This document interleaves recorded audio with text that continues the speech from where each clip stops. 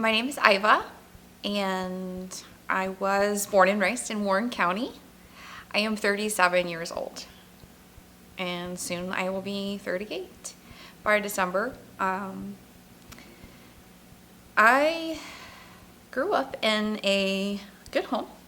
Mom and dad, everything's pretty normal. I am the oldest of three. I have a brother and sister. Not much to really dig deep down into. I really, there's not really much to talk about as far as that's concerned. Significant events in my childhood that kind of are thrown into question is the way I felt about myself. I remember being a small child and having really bad anxiety, but I did not know what that was called. I didn't know that was a thing. I knew my stomach hurt. I got very panicky in social situations. I remember being in grade school, very, very young, like third grade. And I didn't want people looking on me. I didn't want the teacher calling on me for anything. All I wanted to do was escape. So I didn't want to go in the front of the class. I would get so upset in my stomach that it would almost cause me to be sick. So I knew I had issues there very, very early on. And I knew that when I was very, very small, kids would laugh at me, be cruel, bullying, if you will. So mentally that bothered me, and it kind of went on from there. I had some emotional issues and kind of some mental stuff going on, just personally. I knew that I was different than my siblings, and that kind of transcended into early adulthood. So at 15 was kind of a turning point. When I was transitioning into junior high to high school, I started going out with some friends, and 15 years old is when I tried alcohol for the first time. And immediately, alcohol, I found out that took away everything. And that became a habit. I did that almost mostly on weekends at the occasional party with friends and things like that. But that feeling stuck with me as this feeling, drunk or whatever you want to call it. That took away every feeling of inadequacy or anxiety or anything that I had ever felt in my lifetime growing up. And let me be clear by saying that all these feelings were kind of self-imposed. So I didn't know how to regulate emotionally anything negative that anybody had to say to me, no matter what it was. So what people's feelings toward me, I couldn't handle any negative thing that was said to me. I just couldn't handle it. I didn't have that emotional regulation skills. I mean, even though I was a child, but when I was around my peers growing up in school, I couldn't handle any of it.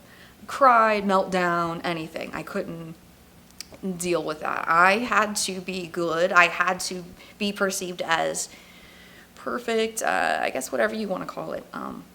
But drinking alcohol with friends or peers on the weekends, that was the ticket. And I never forgot that feeling. As I got older, I experimented with other drugs, weed and pills and things like that, but that didn't have the effect of alcohol. The relationship I had with alcohol, I felt was like none other. I knew alcoholism ran in my family as far back as I can remember, but for whatever reason, I made it okay. It was okay. No problem.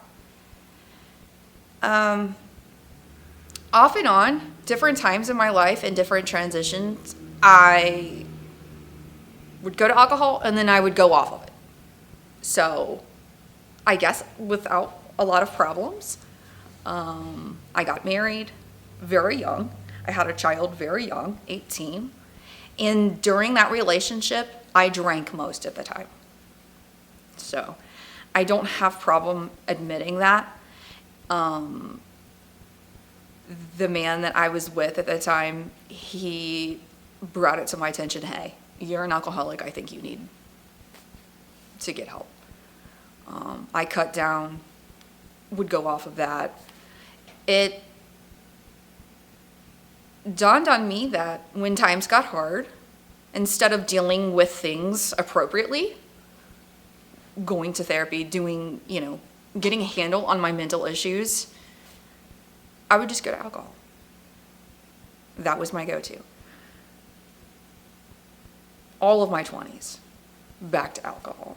Then I would take a vacation from alcohol, try to be productive, and then right back. It really just kind of went on and on and on. I tried to go to college. That didn't work. I would stop. Try other drugs. I know alcohol could be problematic and could cause me a lot of problem. Try other drugs. No, I'm gonna go back to alcohol. Everything changed in the year of 2014. It actually changed towards the very, very end of 2013. I was kind of at a good place in life. I have 2 children, by the way, and I was at a pretty good job. I had got promoted, and things had just been happening very, very quickly. I was getting kind of successful. I was in a very, very good relationship, very loving, very trusting relationship. And things were happening for me. Things were great. I was like, yes, this is great. This is happening. I got promoted. I'm at the job that I want. And you know what? I'm just going to relax. I'm after work. I've had a hard day. I'm just going to start drinking just to relax. So this time is going to be different because I'm kicking back and relaxing. I deserve it. I'm not doing the destructive stuff with alcohol to calm my anxiety and fears and the self-loathing and, all of that rationalization that I used. It's I deserve this because I got a promotion. I'm rocking life right now. This is what it is. Well, that became a couple nights a week, and all of the old things came back. I am still shocked at how quickly alcohol took over, because it wasn't beer, it was hard liquor. I decided pretty quickly. I don't remember a lot of what happened in 2014. And that's the reality of it. 2014, a lot of catastrophic things happened. What the reality of it is, I drank from the time I woke up until the time I blacked out. So I would like to say it was a gradual process, but it was literally over a couple of months. Yeah.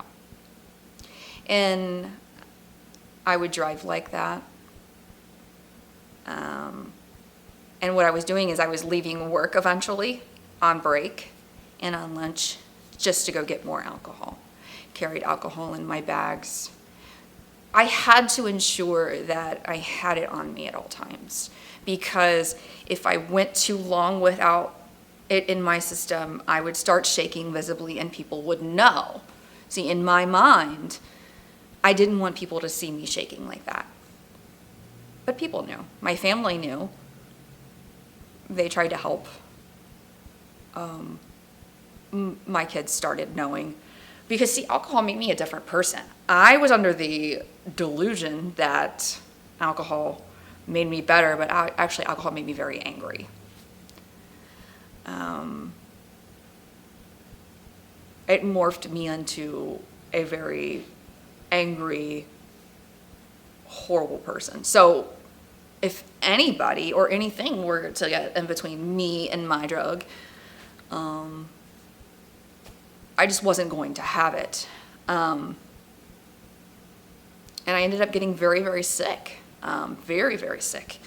I thought that I could try to cut back, cut down. And every time that I tried, I started going into the withdrawal process. Even though I had drank off and on, since early adulthood, it had never gotten this bad. I would never, ever go into a convulsion state. I would never get that bad off. So I got to a point where I didn't see a way out. I didn't know how to get help. I didn't know how to reach out.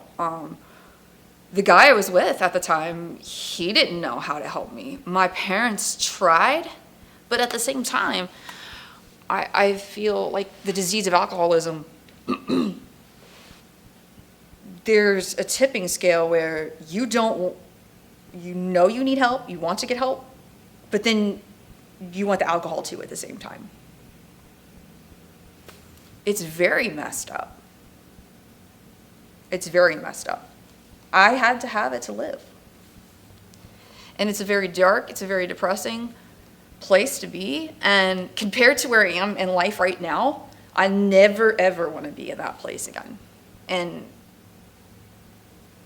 it's just crazy. It's crazy to conceptualize. It's crazy to look back then and see or even think about how very, very sick I was. I was actively dying. A couple things happened during my alcoholism because I don't want to spend too much time on the dark times. A couple things happened. I drove drunk and got caught in Hamilton County on my way to a work function. I got lost, turned around. I hit someone with my truck, hurt myself on my head, and that person hurt their neck, but ended up being okay.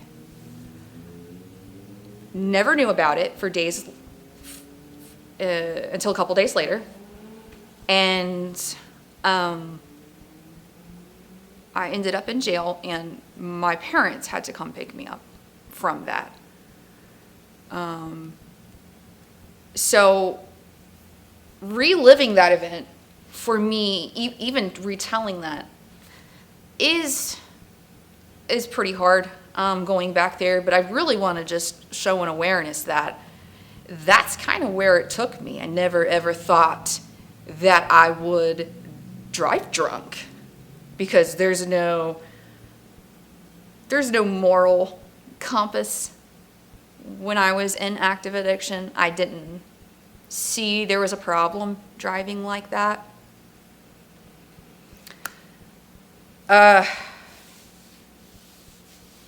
So I was facing the judge and the sentencing process. They basically were trying me and going to punish me 3 times that they would someone else because I was 3 times over the legal limit, 0.298 back level.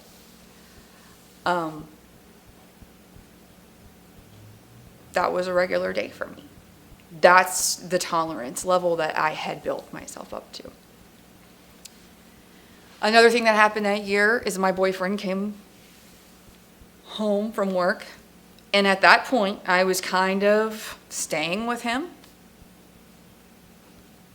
because I was staying with my mom at that time before, but that didn't work out. I couldn't I couldn't have my own place at that time. My job was barely letting me hang on. But when my boyfriend came home one evening, I was unconscious, barely breathing, blue. And he had to carry me out like that. And I had to go and be hospitalized. So then that started becoming a more frequent occurrence. So a couple more things that happened out of that whole scenario in that year is in Hamilton County, that judge had not only court ordered me to treatment, but put an alcohol monitor on my leg. I couldn't drive, couldn't do anything, I couldn't go anywhere.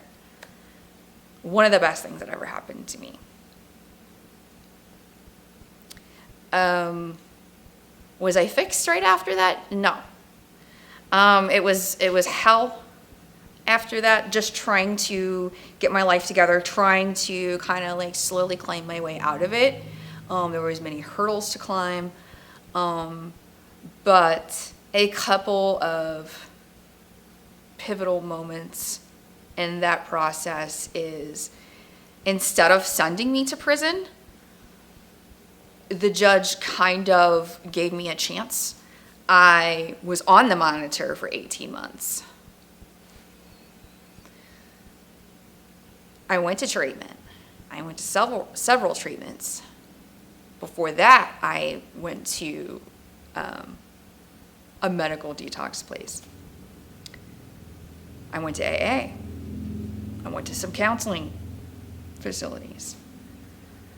Again, it was a long process. It still is. When the monitor came off,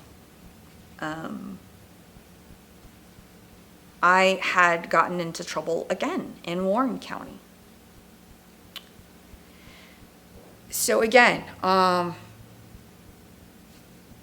long story short, I think it came to 2016, May 16th.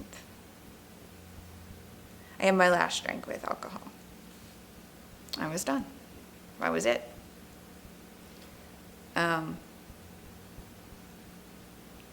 It's been one day at a time since then, so 4 years. I've been done with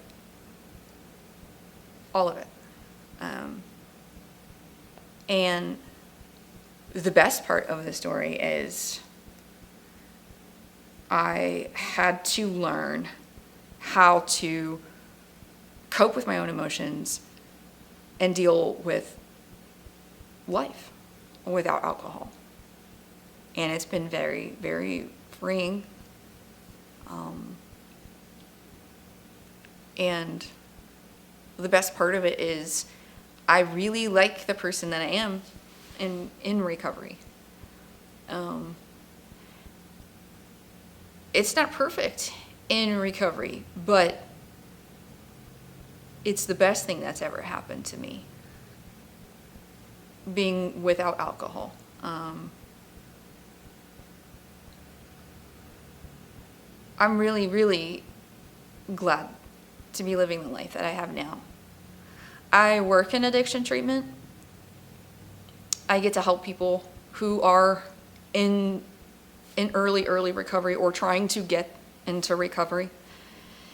And that has, by far, been one of the best decisions that I've ever made. Besides sticking with treatment myself and getting help and getting into recovery. It's such a great love. It's such a great passion. I absolutely just thrive. And I really feel like I excel helping others because I know what it feels like, having that hopelessness and that feeling of where do I even go? How do I move forward? How do I move to the next step with having all these urges, these cravings, and how can I ever be fixed? Or am I diseased forever? Am I stuck with alcoholism forever. I felt myself in my mind back then when I was struggling. I'm branded with this. I'm stuck. I have no way of fixing this. But I come to find out, and this is what I tell people who are struggling, is this is a treatable thing. That's hope, right? This can be treated. You cannot give up, and your life is worth something. You're worth it. And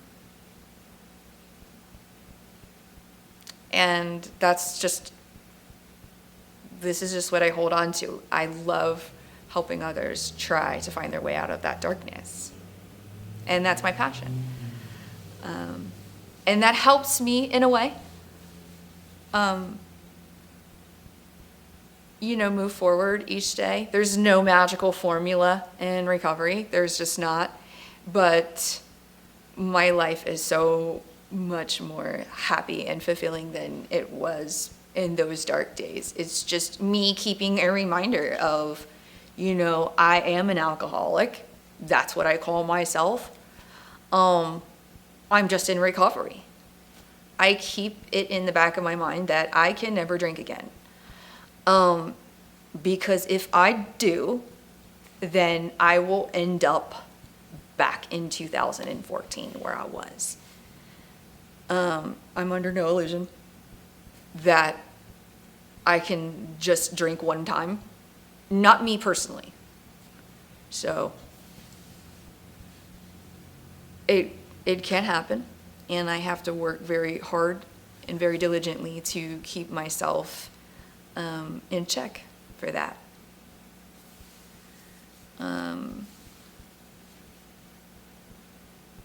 And I'm here today to remind people that, you can recover from alcoholism. It is a treatable thing, and there is hope. And one day at a time.